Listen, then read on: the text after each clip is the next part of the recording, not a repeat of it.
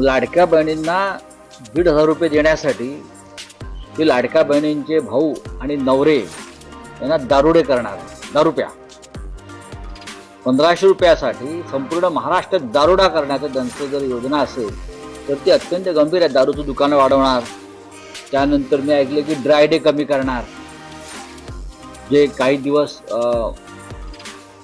हॉटेलमधून रेस्टॉरंटमधून दारू विक्रीवरती बंदी असते तर ती बंदी कमी करतायत.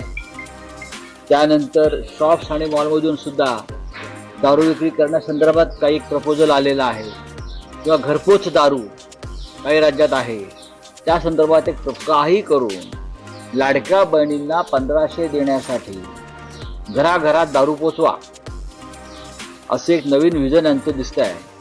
म्हणजे बहिणींना 1500 रुपये द्यायचे आणि त्या बदल्यात बहिणींच्या घरामध्ये बेवडे दारुडे निर्माण करायचे.